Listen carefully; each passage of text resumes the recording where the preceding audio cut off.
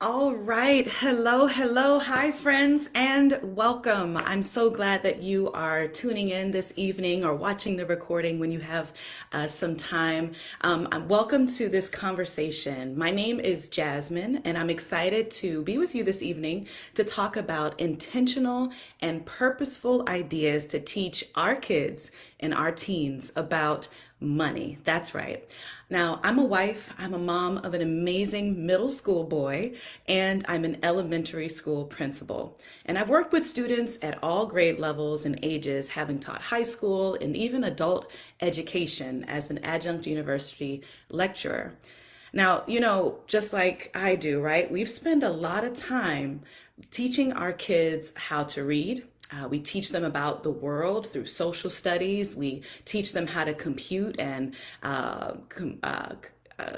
compute math formulas such as the Pythagorean theorem and to calculate pi and all of those things, even the scientific method, right? But we don't spend nearly enough time helping our kids to be financially literate. And why not? Money is a part of our everyday lives, but our kids won't learn personal finance and build wealth through osmosis. It requires explicit guidance and instruction. And so, friends, that's where you and I come in. That's where we come in and we can help make a difference with our children. So, I'm glad we're collaborating tonight and that I want to give you some kudos because you're taking the time out of your busy schedules to join this conversation, to learn more, to reflect, and to take action. So, first, why is teaching kids about money important? Well, are some quick stats, right? According to the National Financial Capability Study in 2021, 56% of Americans, adult Americans, report financial anxiety, right? This means that some Americans are feeling anxious and nervous and stressed about money. It's keeping them up at night. They're pacing the floor, and it's about money. And according to the Harris poll in 2023, a quarter of Americans don't have a monthly budget. So some Americans are just flying by the seat of their pants and, don't have this clear map of where they're headed with their finances. We can make a connection there with that financial anxiety, right? And according to a group of economists in their report called The Wealth of Two Nations, the US racial wealth gap from 1860 to 2020, right? They shared the latest chasm of disparities as it relates to race and ethnicity. For every dollar the average white American has, the average black American has only 17 cents, right? And so we can understand these disparities, these inequities as it relates to race, as it relates to gender, as it relates to other forms of identity. And we can see that we have a lot of work to do as a country, as a people, and it starts at home. I have another stat to share with you, friends. According to the Bankrate survey in 2023, only 4 out of 10 Americans can cover an unexpected $1,000 emergency expense using cash savings. Now, this past summer, I went way beyond that in terms of emergency savings. You see that light on your car and it indicates that you need to take it in for service. Well, I took my car in and I ended up with my pockets much lighter after having paid $2,500 to fix the rotor and the brakes and all the things that I don't quite understand. But it was a serious bill. That coupled with needing to replace a tire for $400, that was a significant, unexpected expense. Of course, we know we need to you know, budget for things like maintenance and things of that nature. But having this emergency savings lined up is something that not all Americans, not everyone has. And it's something that we need to shift the table about. We need to help build the understanding of having emergency or life savings. All right, so if we want to do better, we have to start teaching our kids about money. Point blank, period. There are no exceptions, friends. And we have to start from young. Did you know that research indicates money habits are established by age 7? So that's about first or second grade. So let's get into it now. I want to share some ideas about how to make money lessons come to life for kids and teens of all ages. Here's my first tip. Discover money stories. First, ask yourself, what is your money story? How did you learn about money? How were you oriented to coins and dollars and credit cards and building wealth? Well, I want to start by telling you my story. Well, my mom was a registered nurse and my dad was a delivery driver. We were generally comfortable when I was growing up. My parents had a modest home and they invested in private education for both me and my brother. Then I went to public high school and I got good grades. You'd be proud of me. I did well. And I received a tuition scholarship for college. The rest of the money my parents contributed for my schooling, including studying abroad in France and Argentina. And I'm thankful that I graduated debt free. I'm forever grateful to my parents for planning ahead and for their relentless support. In my last year in college, I did work part-time at a bank. And this was eye-opening for me. I mean, I really learned the lesson that you can't judge a book by its cover. As a teller, I was able to see people's accounts, and I learned things are not always as they seem. You see, folks dressed in the most beautiful and outrageous outfits with the fancy purses and all the things, sometimes they would come to the teller window and they had overdrawn accounts.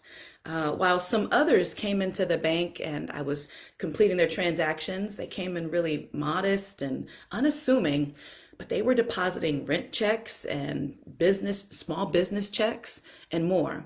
Now, friends, I don't say this by any means to be judgmental, but it did teach me the valuable lesson of not trying to keep up with the Joneses, because some of these Joneses out here are barely keeping up themselves. And so we have to really make personal finance personal, right? I joined Financial Peace University through my church in my mid-20s. You're probably familiar with Dave Ramsey, and I learned the important lessons around emergency savings and paying off debt, and they have stuck with me. And my husband and I, we took pride in purchasing our forever home, and I invested in advanced degrees. However, I didn't really start learning about building wealth until 2020, just 3 years ago. And ironically, this was during the pandemic, right? The time when we were on lockdown. A lot of us were picking up new hobbies. Maybe you started knitting or cooking or doing something that really made you excited. And for me, it was personal finance. The light bulb really came on for me when I finally read, even though people told me for years to dig into this book, Rich Dad, Poor Dad by Robert Kiyosaki. Have you heard of it? Of course, right? And I felt convicted by reading that book that I identified more with the poor dad. And so I started taking investing seriously since then and using our income to build wealth. And now I am so passionate about demystifying personal finance and helping us all to be well as a community with our finances. So my money story is still being written. It's ever evolving. And so is yours. And so my question for you now is, what is your money story, right? I want you to spend time unpacking how you learned about money as a child, as a teenager, as an adult, the good, the bad, and everything in between. I mean, maybe you racked up credit card debt in college, or maybe you had an unexpected expense that wiped you out. Maybe you were scammed, or maybe you experienced some buyer's remorse. Or maybe you're like me and wish you had learned more about investing earlier in life. Friends, whatever your money story is, it's not over. You can still win with money, and you can pass on these winning plays to your children. So here are some practical ideas now for your children as we talk about discovering our money stories. First, is to read some money stories and books together. There are books and resources to equip you with conversation starters and can really get these conversations going in the car or over dinner or lunch. I wrote the book, Let's Win the Money Game, and I dedicated it to my son and my students at my school. It's available on Amazon, and I hope you'll find it helpful. And there are many other books as well that you want to consider. I have a few here. Like A Dollar, a Penny, How Much and How Many. It's a rhyming book. This one is pretty interesting. We're familiar with this character, Alexander, who used to be rich last Sunday. And by Jasmine Paul, a very passionate financial literacy expert. She wrote A Boy, a Budget, and a Dream, which is a great story as well. Or perhaps you have older children, teenagers. And this is a great book that I'd like to recommend. It's called How to Turn $100 into $1,000,000. So there are so many books. That's just a very short list, but just wanted to remind you that there are resources available out there. I also started a series on my YouTube channel called Family Finance Read Alouds. And so you can check them out. Just go to lifelongearners.com. Again, that's lifelongearners.com. Now, Warren Buffett, the Oracle of Omaha, right? The billionaire investor, he says, the more you learn, the more you earn. And isn't that what we want for our children? We want them to expand their minds, and we also want them to expand their ability to make a difference through their means. So again, tip number 1 is discover money stories, your own, and expose your children to other narratives, which will help broaden and deepen their understanding so they can be financially well for the rest of their lives. All right, we got 2 more tips, friends. Tip number 2, make money real. That's the tip. We all know money doesn't grow on trees, but sometimes I really wonder if my son knows that. When I was a child, I wasn't thinking about how my parents got the money. I mean, I knew they had jobs, I knew they worked, but if I wanted something, I wanted something, right? And I had to learn how to distinguish between wants and needs. And so nowadays, a lot of our purchases are electronic and online. So our kids don't even get to make this connection between hard-earned dollars and our purchases. I mean, because Amazon feels like magic, right? It's like, poof, your new toy is at the door. Or poof, here are those shoes that you ordered just last evening. Or ding, right? Your meal has arrived from Uber Eats or DoorDash. So we as parents, we as educators, we have to make money real and tangible for our kids to help them understand the value. Because if kids have a false understanding about money, they'll have a hard time distinguishing their wants, their needs, and the value, again, of money. So here are some practical ideas, friends. First one is to explain your household income and expenses. Now, this can make you feel a little bit uncomfortable, maybe. I'm not saying to necessarily lay out your entire household budget unless you feel comfortable doing so. But it is important that our children understand that there are multiple streams of income. There's earned income, there's passive income. So again, you can share all or part of your budget with your kids. Take them to the bank with you and involve them when you're making a major purchase, right? In purchasing one of our first investment properties, for example, I took my son around with me to check out the homes and asked for his input to make, again, this experience real. Or when you're planning a vacation, allow your kids to help you do the research. How much does this hotel cost? How much will it be if we go to this restaurant? How much are the tickets for this excursion? And I want to also tell you that this too, when we get a speeding ticket in the mail, because it does happen, please don't judge me, we also show our son, right? It's important for them to understand sometimes the consequences for decisions that we make or just errors that happen in life. All right. Also, you can make money real through simulations and games. This is one of my favorite. Again, the title of my book is Let's Play the Money Game, right? We're all about learning the rules of money. So in Rich Dad, Poor Dad, the book that really kind of helped me get going on my financial journey to this new level, he in the book talks about how his rich dad had him play Monopoly. That's right. That was his first lesson. Let's sit down and play Monopoly. So he was effectively learning about real estate and asset accumulation through play. So friends, you can do the same at home, right? Break out those board games like Monopoly. I have it here. And Life, right? My son was really into race cars. So we had this kid version of Monopoly Junior, right? I think there's also a card game as well. For older children, teenagers, right, and even younger ones as well, the sky is the limit for what our children can do.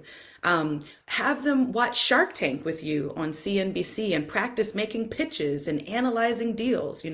This will help them with their entrepreneurial pursuits and becoming a business person. With younger kids, you can play a store with fake money that you can pick up from, Target. I think that's where I got this collection, or, Dollar General or what have you. You can use real money as well to simulate the experiences.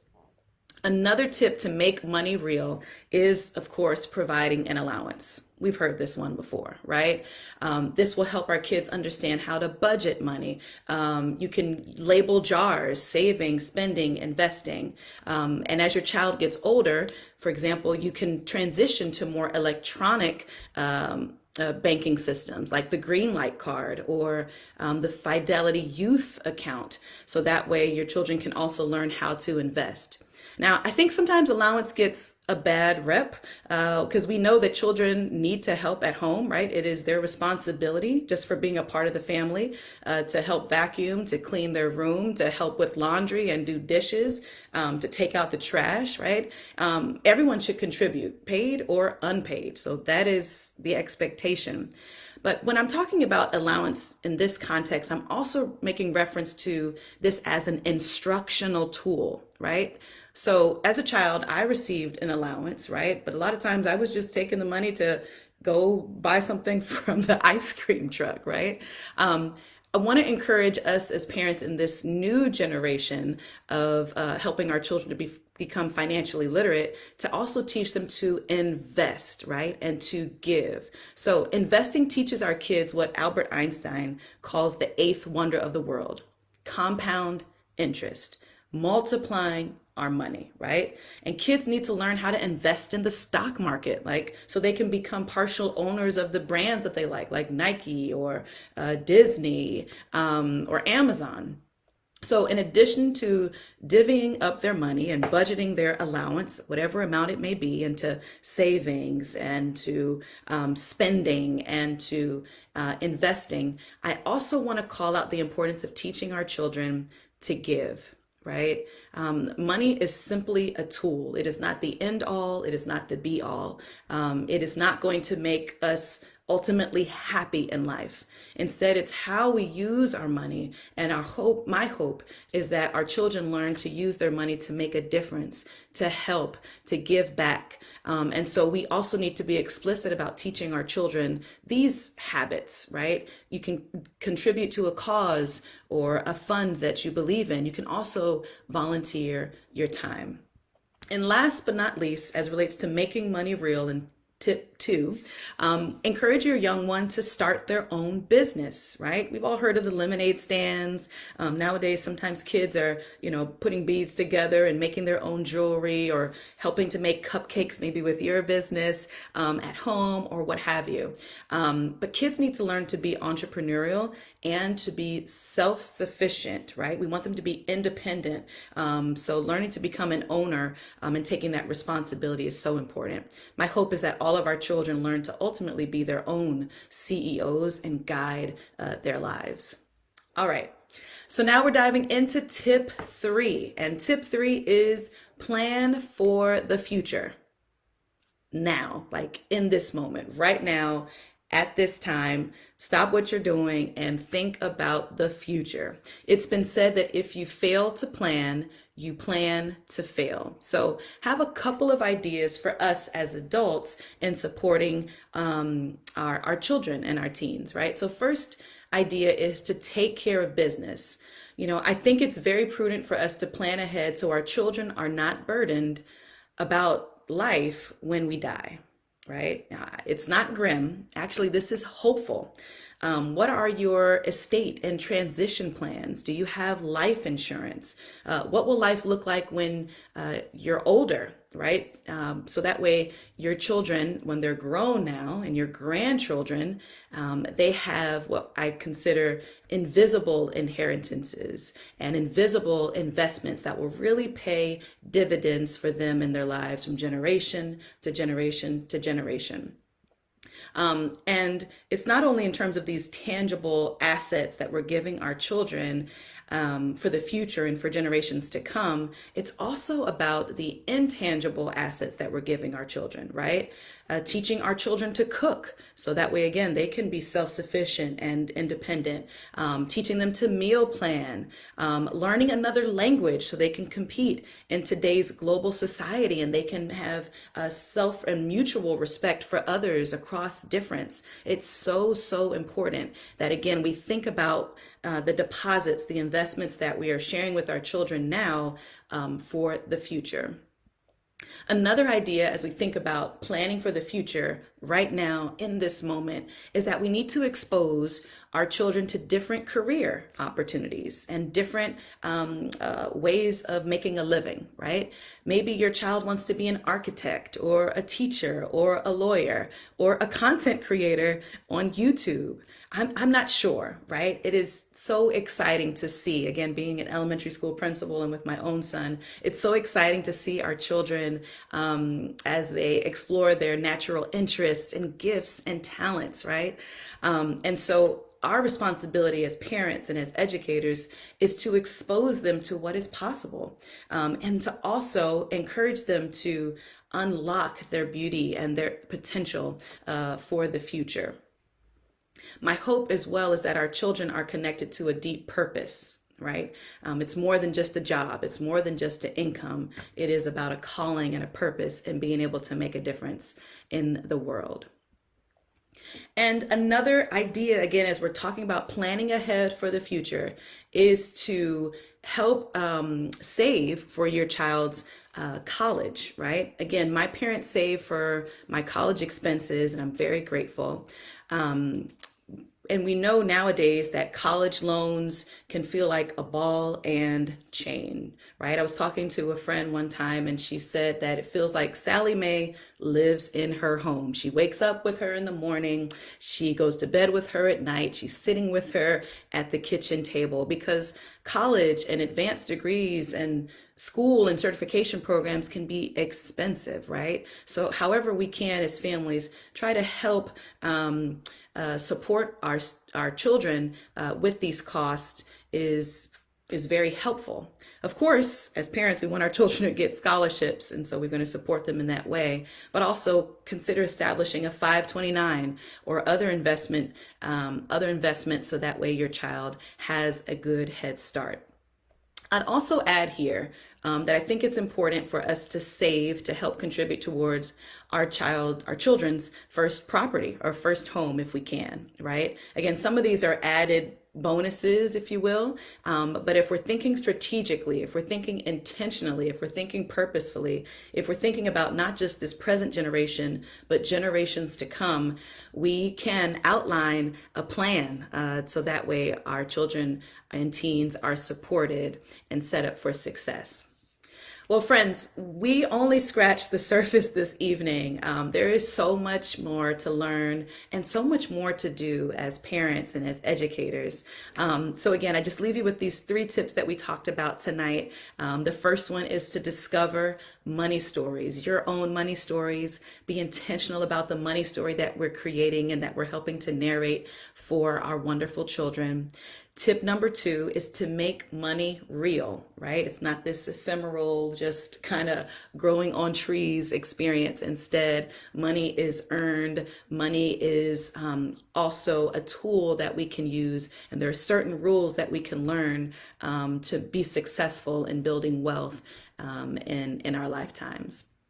And third, plan for the future now. Again, I'll end with the quote by Warren Buffett. Again, he says, the more you learn, the more you earn, right? And so be intentional about your planning, about your learning, about acquiring information and resources and tools to support your children.